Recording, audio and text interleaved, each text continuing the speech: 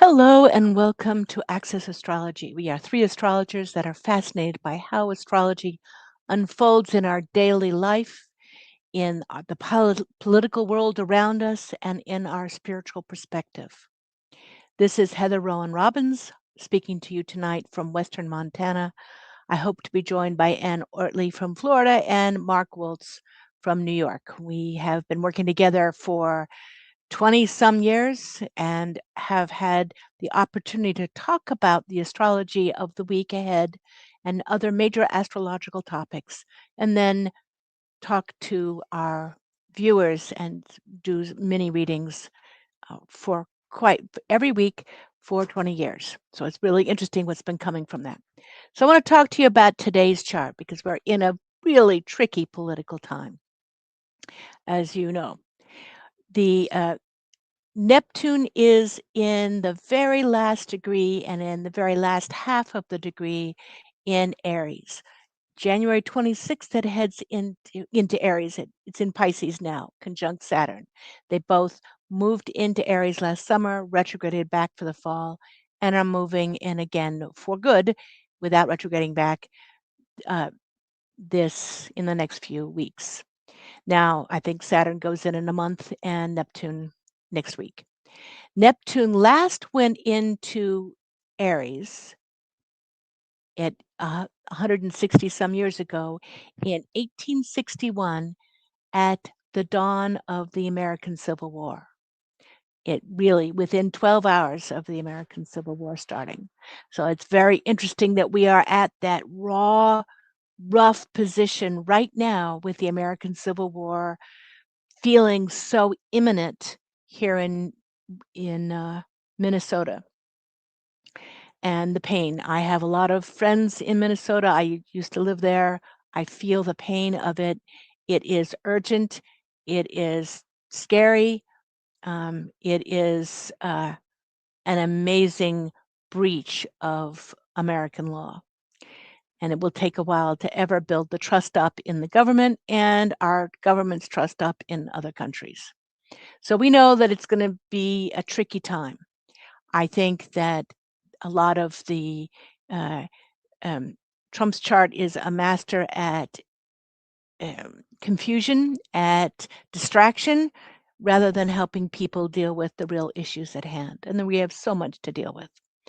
But this is the chart of the moment, and it's going to be interesting to watch what happens. We saw this lineup of planets in Capricorn that have been there. They looked worrisome on New Year's Eve, and it's been juicy. We see that the lineup of planets in Capricorn, which can be so muscular and so willful. Now, here is if the Earth was here, Jupiter in Cancer is here, shining towards Earth, and on the other side is the Sun. So here's the Sun. Venus and Mars are on this side of the Sun. The Venus and Mars, the Sun, us, and Jupiter. Jupiter enlarges whatever it touches. So Jupiter is over here shining on all these Capricorn planets, making them even more Capricornian than normal, more muscular, and and someone asked me, why is it hard to get going this new year astrologically? I think we are so caught in the crossfire of this energy that it's really been tricky. The Sun last week discharged a huge flare, but at Venus and Mars, supercharging that emotional lineup.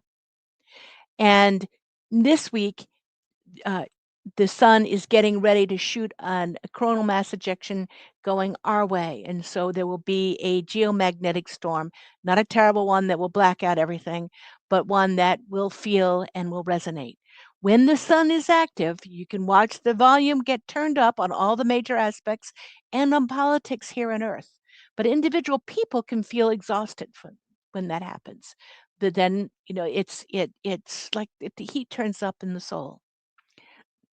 Now, we can use that excitement for good, but we see what happens both in Minneapolis and in Iran and other parts of the world where that political bubbling heat is just spilling over. So we have this lineup of planets in Capricorn. If you've got work to do, that is a powerful connection.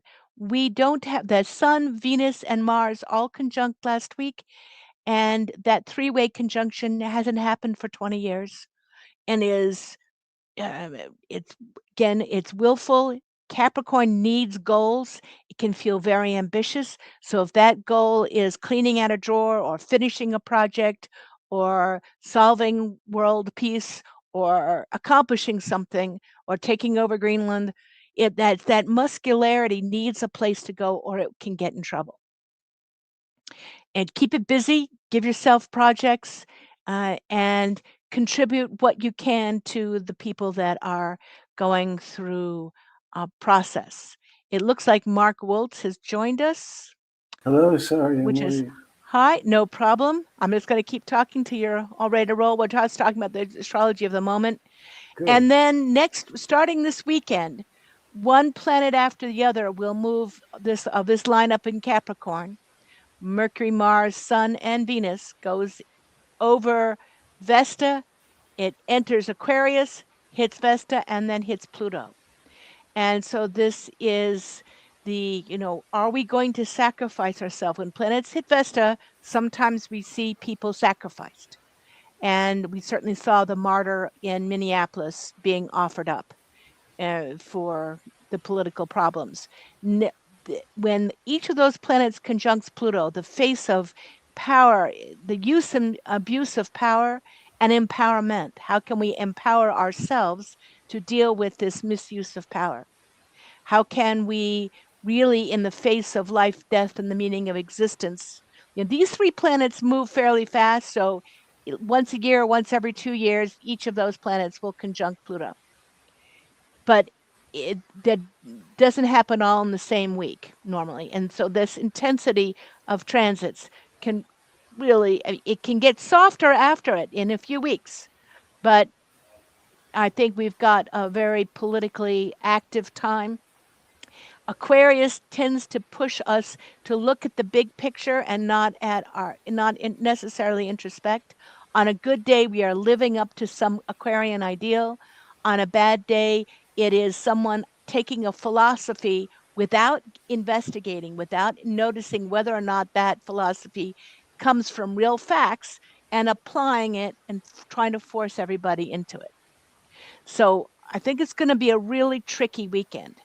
One of the transits that I'd like to share here is this one. Now, there's two charts for Minneapolis. I'm seeing the transits fit more with this one, with that lineup in the 7th house, but normally is a Cancer, Moon in Gemini, fairly friendly and talkative, but this kind of muscularity that's rather difficult. That puts these planets moving into the 7th house. And this weekend, there's going to be a tricky aspect right before the new moon in Capricorn on Sunday, which is asking us to really set some priorities, set intentions. The new moon in Capricorn is the best time, I think, of the year, not January 1st, to set your intentions for the year ahead, to give yourself those clear goals and keep that muscularity out of trouble. But this weekend on Saturday, there is supposed to be some counter protests. People are coming in from other states to be anti-Muslim protesters in Minneapolis, and we're really praying for peace there. Mark, what do you see about the aspects to the day? We're going to come back to the aspects for now, and it looks like Anne is also joining us. That's exciting. And there's Hello, Anne. Anne. Hi, Hi. how are And you? Remo. And Remo too. Remo's here. Hi, Remo. He's So helping. this is our Florida contingent, Anne Yes, Ann and Remo and from Mark. windy Florida. I've got some beeping in my house. I don't know quite what it is. It's, and some strange creature from outer space visiting Anne.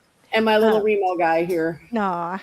Yeah, he just decided to hop up and say hi. We're having the welcome back party tonight. So I snuck away and I said, I got a meeting I got to go to. Oh, I And thank you for coming they're back. like, "Oh, you're leaving." I said, "I'll come back, but it'll be 9-ish, you know." So, yeah. Well, you look Everybody, lovely. thank you. I'm all dressed up with earrings. You got earrings on and everything. Can't see him Wow. past the cat, but and then of course I was gone, so Remo thinks it's dinner time. So, you guys hear that high pitched beep? Yeah. Yeah, I just heard it. I don't know where it is. Maybe it's the refrigerator. Oh well, we'll figure it out. It might be a smoke detector that's losing its battery. That's what Oh, it that would sounds be like. bad. Yeah. So we're talking about the fact that Neptune is right on the cusp of going into Aries, where it was right before the American Civil War. Yeah.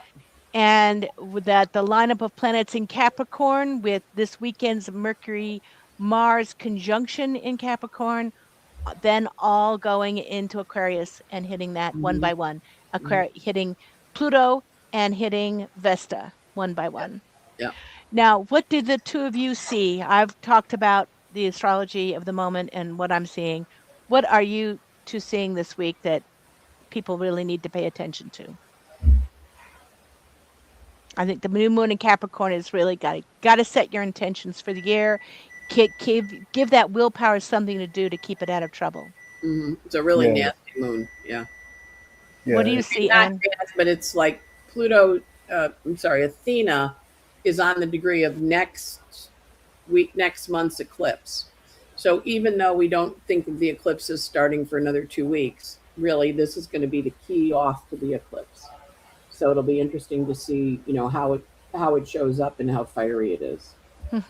Yeah. And then what I've been watching is the dance as the Capricorn planets leave. So first they sextile Saturn, then Yep. they trine Uranus, then they sextile Neptune.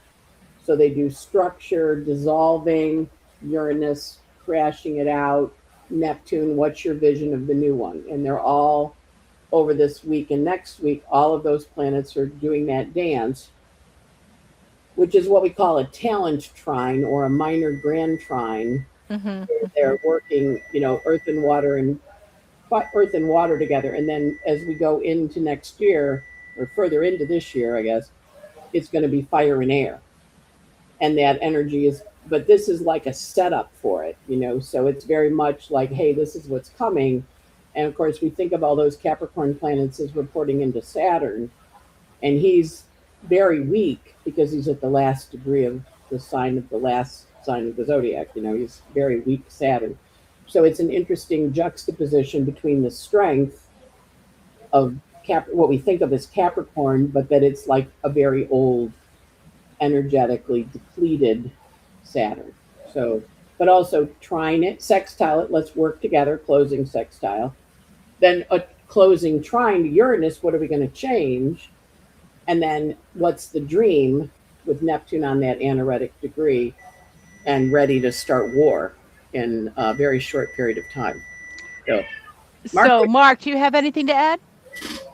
Just watching the new moon, there's kind of a sense of a wave moving through all these planets, one after the next. And they each influence all the others. So it's that whole gang in Capricorn. They're all determined to move forward. And I think that's really how we have to act it out on our stage, determined to move forward. So it can be kind of scary, but it's a step at a time. Right. So I'm going to, on a more cheerful note, we're going to look at some of our clients, and we are working our way through the big pile of requests that we got a few days ago, right before the new moon, and it's some pretty lovely ones. Here is Catherine, who is getting married next month, and she wants to talk about first. This is the Gemini moon in Pisces that she is, Libra rising. What a lovely chart for a person about to get married. And this is her wedding, and she wanted to talk about it. It will be as Neptune and Saturn just have changed signs. right. And they will be moving into her sixth house, but at the wedding, the moon will be either late Aries or early Taurus, depending upon, she didn't send me the time of the wedding. And in general, it looks good. Like she's going through a lot now, I would imagine, as all of these planets are now right down here in her third house. So there's probably a lot of effort, feeling a little out of control of everything because it's in that control based time. It can be difficult for her. Right. But it looks good for the wedding. It's better for the wedding itself. What are you seeing, Anne? Well, it's an interesting wedding chart because we're in eclipse season when she's getting married, which often is, and the sun is on the north node and the moon. So that's a lovely, like we're getting married. We have this dream of what we're going to The build and fifth house, create yeah, together. romantic. Yeah, very romantic. So the nodes are very strong. And then, of course, the Saturn Neptune, she's born with that. Mm-hmm, mm-hmm. So that means she's having a natal excitation of her chart, which is obviously a big turning point for her getting married. So it's Mm-hmm. very lovely.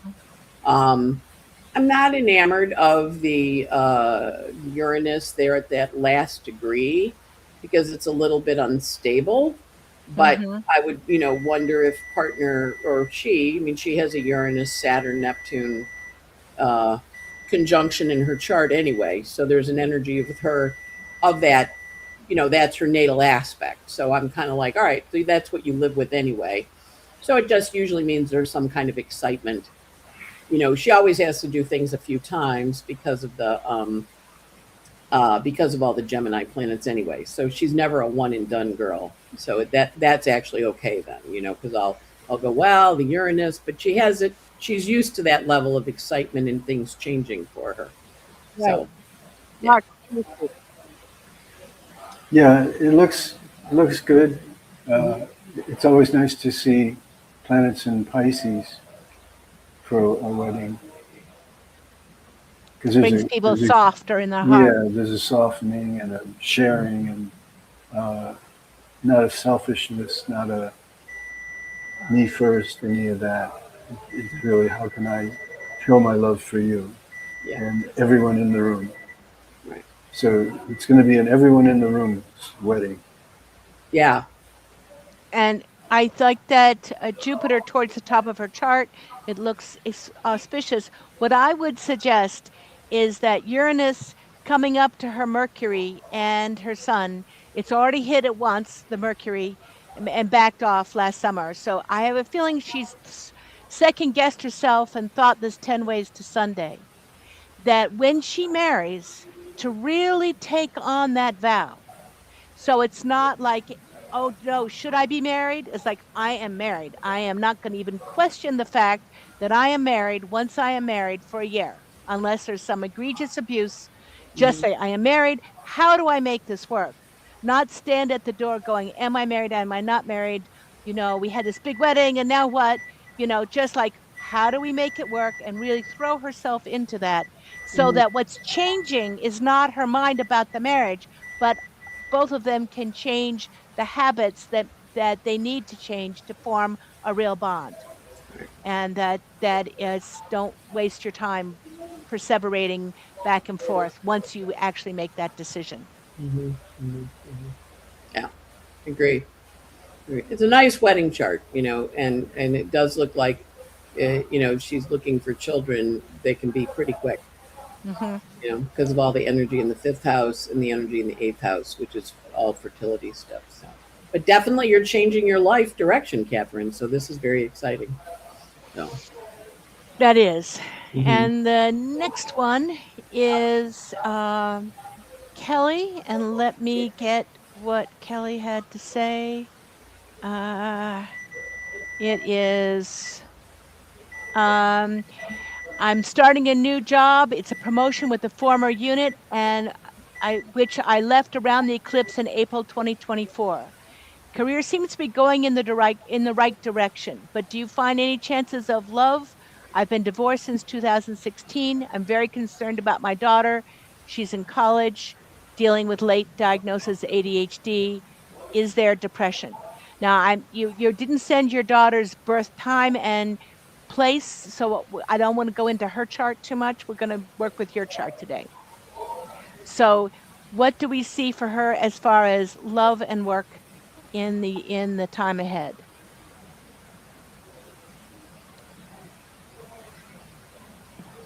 Well, so she'd been divorced. So Jupiter now in the 12th, it's going to go into the first house.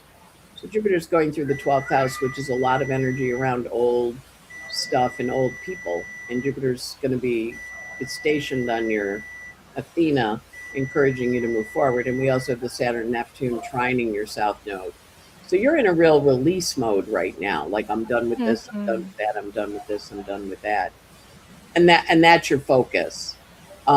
I'm not seeing a lot of new stuff come in unless we've got a different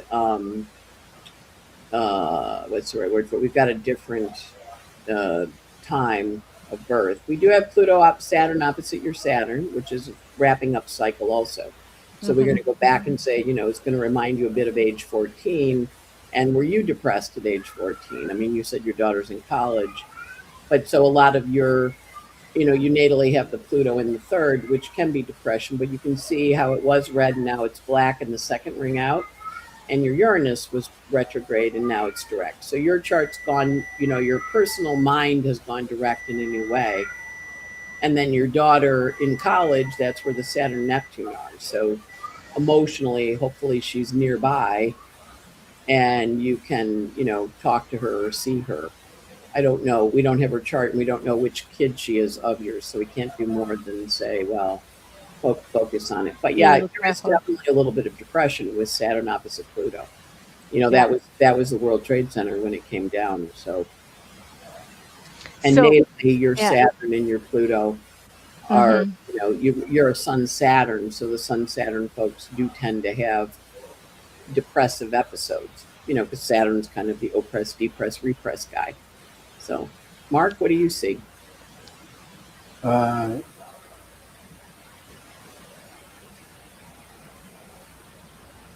the Mercury is interesting in the different charts. It, it's touching on things that make it have to speak.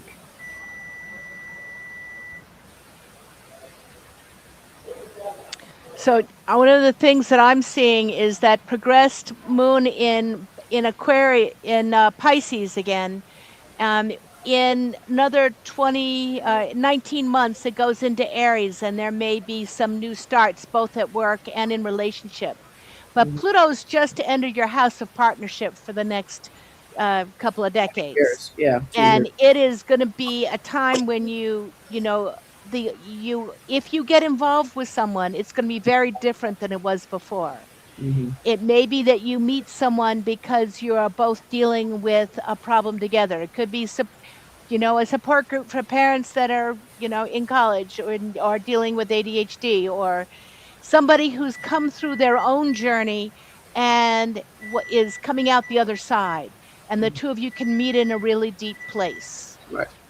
I think would be the way that I see that relationship issue pouring out with Saturn and Neptune finally getting out of Pisces. I think your focus has been on being a mom so intensely for several years that it's not been that you've been available for relationship. Hmm. That will be coming. And I think when your progressive moon goes into Aries, you'll be much more interested in what's going on in the world. And I want you to kind of love your daughter, but I have a feeling that she picks up on everything you project. So don't project worry and pity. Project, you can do this, honey. I'm here. What do you need? I believe in you. And Yeah, let her soak that up from you. and you'll be able to do that because you're having your progressed lunar return before that comes Yeah. in, and that's always a time of really rededicating yourself to your emotional needs. Hmm. So you become very aware of what you need to do to make your life comfortable. Right. And our last chart here is Molly, and she says, "Yeah, I'm in my 70s. I don't care. I'm not asking about relationship or career. What's up for me?" And I have a feeling she's been pretty self-directed all her life with that lineup of planets in Scorpio and in with the Sun, Neptune, and Libra. What it looks like to me is that she is moving out of that she's dealt with so many changes over the last decade with Uranus talking to her chart that she's moving into a good place where she gets to kind of be more self-directed for her life. But what do you see? I'm going to say here, bring up the tri-wheel. Her progressed moon is in Leo. Mm-hmm. What do But you see, Anne, the thing for I her? notice is right now she's having Saturn squaring her angle or ascendant, which is, what are my options and my choices? And Saturn by transit's up in the 10th. So a lot of times it's, well, what am I inspired by? And as, with her chart with the Sun, Neptune, Saturn, she's born with that Neptune, Saturn, similar to our earlier person who was getting married. So she's got it, in the older version, 38 years later. So for her, that Sun, Neptune, Saturn that we're having in the sky is up in her, what am I going to do with the rest of my life? What's my new direction? So Mm-hmm, there's a lot of mm-hmm. creativity with this chart with planets in the fifth, children, artistic creativity.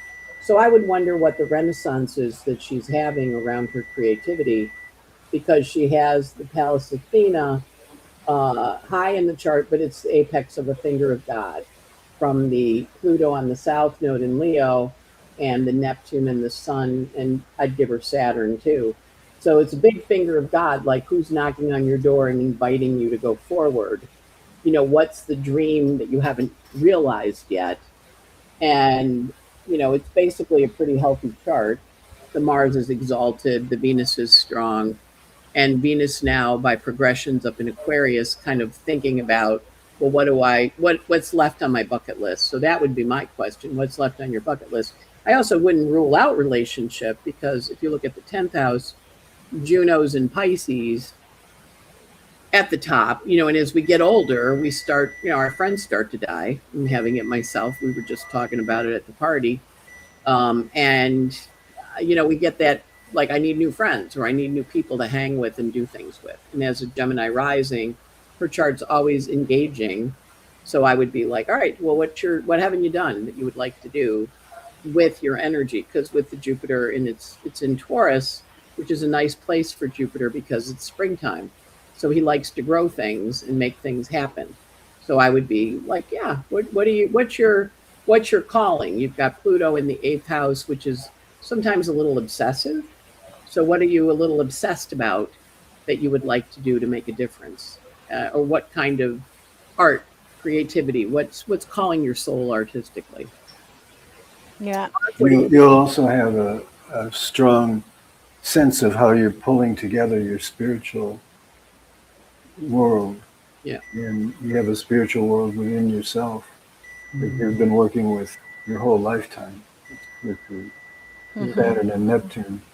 And right now you're getting a big reminder of that. So work with that. Touch into your inner world of spirit. Mm-hmm. Beautiful. A lot of mediumship energy with this too. Yeah, And yeah. you're finding your psychic portals are more open. You're communicating with people, you're getting information downloads, when you're talking to someone. And it may be, if you're interested in astrology or tarot, a lot of times with a chart like this, you could be into tarot or some kind of spiritual work that's got a service component. And whatever that is, that may be the next chapter. That's beautiful. Yeah. And so, Mark, can you take us out with um, an image, a meditation on how to use this Capricorn energy wisely? Sure. Take a moment to plant your feet on the floor. Feel yourself sitting strongly. Let your spine lengthen upward. Close your eyes. Look and see where in your chart Capricorn and Aquarius are, because that's where the action is this week. And see what it is you want to do with it. You have a new moon energy in Capricorn, and it starts off the year, as Anne said, So see where it's going to go for you, and think of the waves of Capricorn spilling into Aquarius. So as planets leave Capricorn, they're going into Aquarius.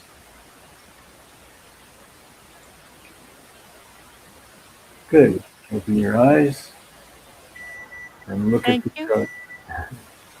And we'll see you next week. This is Heather Rowan Robbins from Ronan, Montana.